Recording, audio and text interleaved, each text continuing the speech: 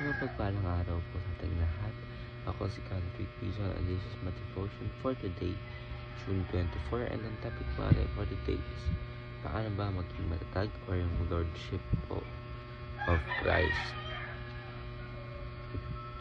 So, ang ating ano po ba yung yung Lordship of Christ o yung concept natin for today.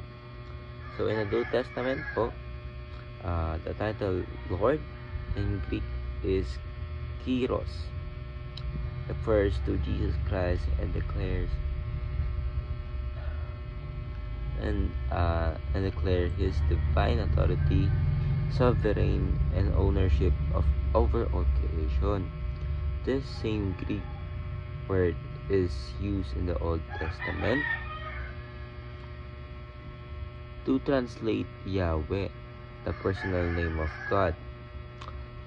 When we call Jesus Lord, we are not only acknowledging Him as Master, but also proclaiming that He is God Himself. Worthy of worship, worthy of our worship, obedience, love. To confess Jesus is Lord is to surrender His rule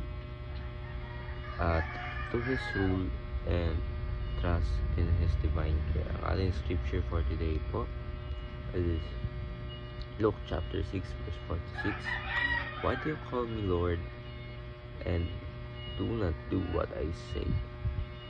So, ang sabihin po kasi ng Lordship sa ating Panginoon ay naniniwala tayo na ating Panginoon ang ating Lord and Savior.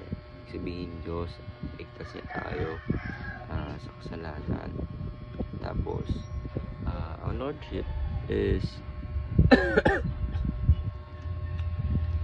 para mapakita po natin sa ating Panginoon na nagbago tayo at siya yung sinusunod natin is kailangan may bunga.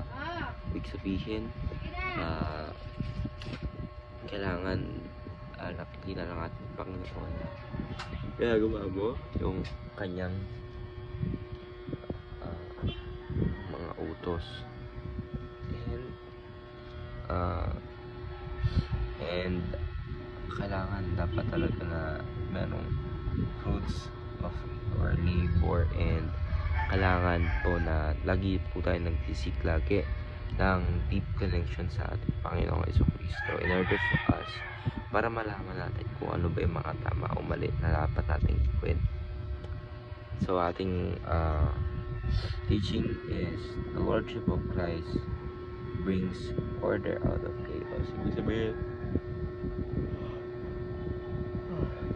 mga dati po na sa pwesto or magugulong bagay, chaos, is mag-a-align siya perfectly kung i-accept po natin ang ating Panginoon. Kasi yung ating Panginoon, yung plano niya sa atin is the best, and hindi po tayo magkakaroon ng kumbaga mas relief po tayo kasi ang ating Panginoon na po yung mahawak po sa ating buhay, yung plano natin sa buhay. Ang second teaching is the Lordship of Christ leads us to true success, and the Lordship of Christ is our strong foundation. Sabihin, kung unay mo po palagi ang ating Panginoon is syempre po ang ating Panginoon po ay bibiyayaan po tayo, and bibless niya po tayo, and of course kung hindi naman po kasama si God is wala kang magagawa. Sabihin, when you're with God you can do everything, but when you're apart from God you are nothing. So ayun lang po, ako si Godfrey Quezon and this is my devotion for today, June 24. Sana po ay marami kayong tutunan. Ayun lang po, God bless.